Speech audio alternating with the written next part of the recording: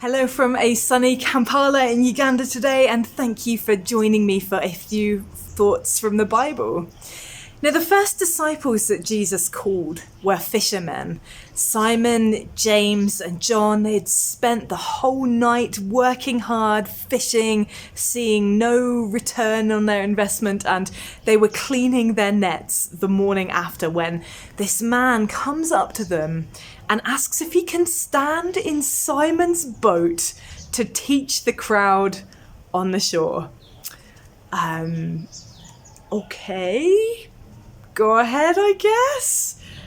Well, after Jesus is finished with his message, he tells Simon to go out into the deep water and to let down his nets for a catch. Well, Simon, he grumbles a little bit, tired after his work all night long, but he follows the instructions of this mysterious teacher. And we read what happens in Luke chapter 5, verses 6 to 9. When they had done so, they caught such a large number of fish that their nets began to break. So they signaled their partners in the other boat to come and help them. And they came and filled both boats so full that they began to sink. When Simon Peter saw this, he fell at Jesus' knees and said, "Go away from me, Lord. I am a sinful man." For he and all his companions were astonished at the catch of fish they had taken. I think it's easy to overlook the scale of some of Jesus' miracles sometimes. Oh, okay, some fishermen caught some fish. Cool, good for them. But this wasn't just a few fish. It was so much that both boats began to sink. They were so full. Simon and his companions, experienced fishermen all, were astonished at the catch of fish they had taken. They were amazed. They were filled with a sudden and overpowering sense of wonder. So the online dictionary definition of the word astonished tells me. This miracle of Jesus was incredible. It was mind-blowing. These men had never seen anything like it, despite working in this profession for their entire lives. Well, so often I find that that's the way God works. He takes the things that we do, the works of our hands, our gifts, our talents, our areas of expertise, and he makes the result of our labours greater than anything we can ever imagine. You know, he brings something out of what we do that is so astonishing that we know it could not have been anything other than God working in our lives. But we can't just sit back and expect to see the fish jump into our boat. We can't do nothing and expect to see astonishing blessings pouring into our lives. We still have to do something. We still have to use those skills we have. And we may have a moment like Simon where we're saying, Jesus, I have tried. I've done everything I can in my own strength. I've worked hard. I've given it a good go, and nothing has come from it. And right now, I'm ready to give up. I can imagine Jesus kind of smiling knowingly there. Come on, Simon, just give it one more go. This is so often God's pattern. What do you have in your hands? God asked Moses when calling this man to lead the Israelites out of slavery in Egypt.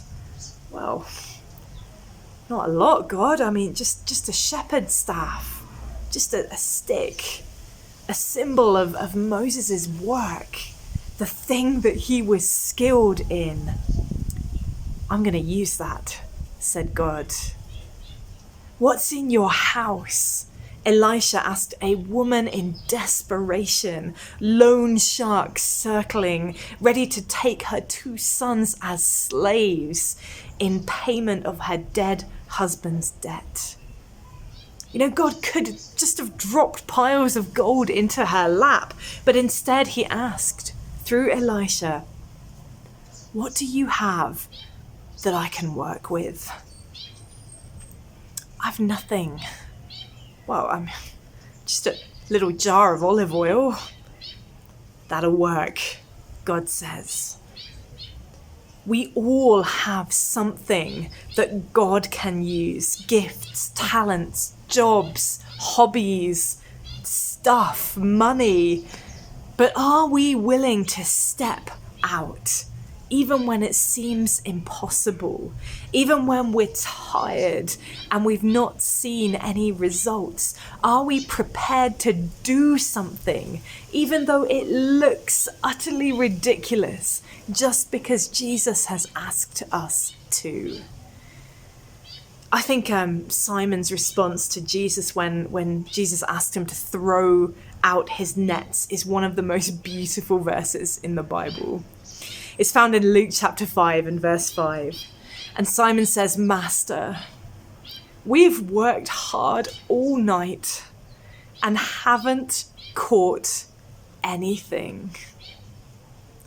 But because you say so, I will let down the nets." Because you say so, God, I'm going to keep going with this task. Because you say so, I'm going to keep persevering at this job. Because you say so, I'm going to take a step of faith and do something new with that gift you've given me, something different. Because you say so, I will. I wonder if God is asking you today if there's something that you need to do, something in your repertoire of skills or the things that you have that you can use to expand his kingdom. You know, I find it so interesting that Jesus didn't say to Simon, "Right, I want you to go and paint a masterpiece." He didn't say, "I want you to go and start a business empire."